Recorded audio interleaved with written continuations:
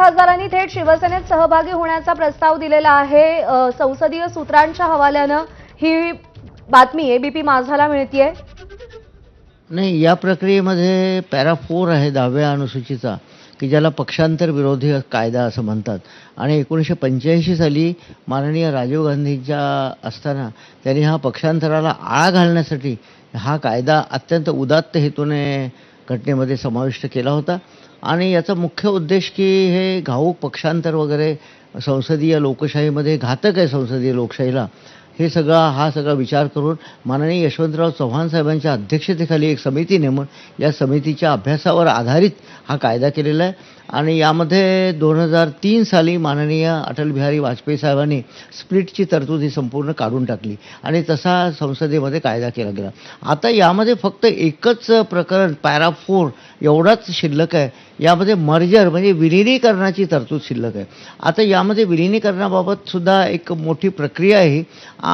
मी ते स्पष्ट करतो एकच सेकंदामध्ये, की त्यामध्ये व्हर्टिकल स्प्लिट असावी लागते मूळ राजकीय पक्षामध्ये आणि संसदीय पक्षामध्ये, पार्लमेंटरी पार्टीमध्ये व्हर्टिकल स्प्लिट या पक्षामध्ये असावी लागते। तर व्हर्टिकल स्प्लिट म्हणजे काय मी स्पष्ट करतो, कारण कुठलाही राजकीय पक्ष म्हटला की त्याला त्याची संघटनात्मक पातळीवरचे राजकीय पक्षात तरी तशी स्प्लिट दिसत नाही, फक्त खासदारांमध्ये तशी स्प्लिट दिसते। मी एक स्पष्ट करतो की या प्रक्रियेमध्ये पॅरा 4 मध्ये या कायद्यामध्ये फक्त खासदारांनी एक दुसऱ्या पक्षात प्रवेश करणं अपेक्षित नाही आणि ते लीगली कॉन्स्टिट्युशनली व्हॅलिड होणार नाही।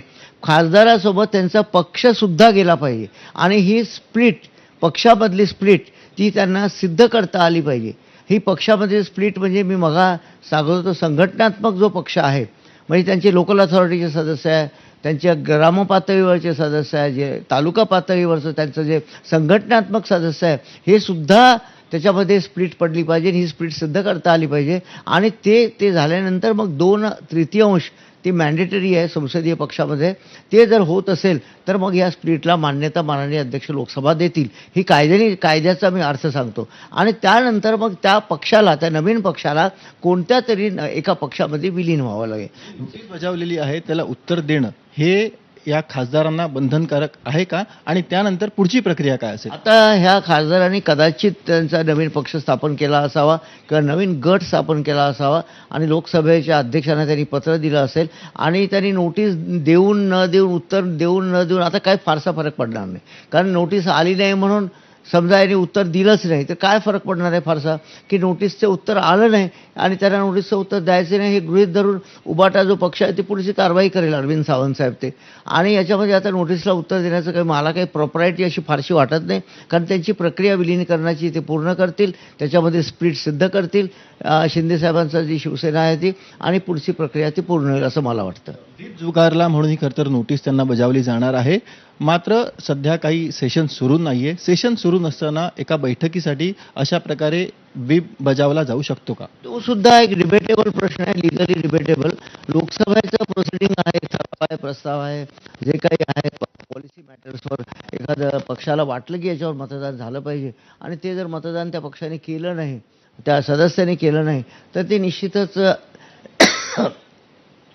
डिस्क्वालिफाय होऊ शकतात। पण जे संसदीय पक्षाच्या बाबतीत आहे संसदीय पक्षाच्या बाबतीत हा व्हीप लागू होतो की नाही हे मॅटर अजूनही सर्वोच्च न्यायालयामध्ये प्रलंबित आहे। त्यावर निर्णय लवकरात लवकर येणं अपेक्षित आहे। पक्ष त्यांच्यावरती काय कारवाई करू शकतो?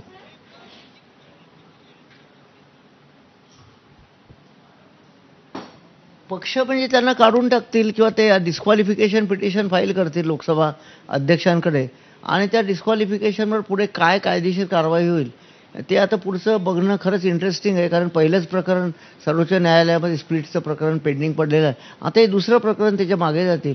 म्हणूनच मी सर्वोच्च न्यायालयाविषयी संपूर्ण आदर राखून या आपल्या चॅनेलला, एक लोकप्रिय चॅनेलला असं सांगू इच्छितो की माननीय सर्वोच्च न्यायालयाने हे सगळे जे कन्सेप्ट आहे पॅरा 4 मधले, अँटी डिफेक्शन लॉमधले, ओरिजिनल पॉलिटिकल पार्टी काय आहे, संसदीय पक्ष काय, स्प्लिट काय, व्हीप काय, ह्या सगळ्यांचे परिणाम स्पष्ट केले पाहिजे असं एक कायद्याचा आणि घटनेचा अभ्यासक म्हणून मला वाटतं। लोकसभा अध्यक्ष ते देखील एका पार्टीचे सदस्य आहेत, ते कारवाई करतील का सत्ताधाऱ्यांवरतीच?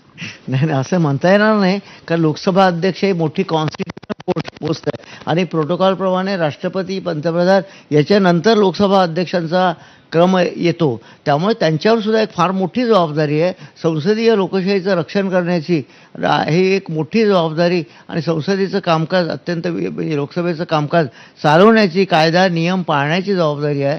आणि त्यामुळे लोकसभा अध्यक्षांवर ही कॉन्स्टिट्यूशनल अथॉरिटी आहे, हायेस्ट कॉन्स्टिट्यूशनल अथॉरिटी आहे लोकसभा अध्यक्ष म्हणजे. आणि त्यांच्यावर असं एक शंका घेणं हे कायद्याचा आणि घटनेचा अभ्यासक म्हणून किंवा विद्यार्थी म्हणून मला योग्य वाटत नाही. ते निश्चितच योग्य असा निर्णय या प्रकरणात घेते. बहुतांश खासदार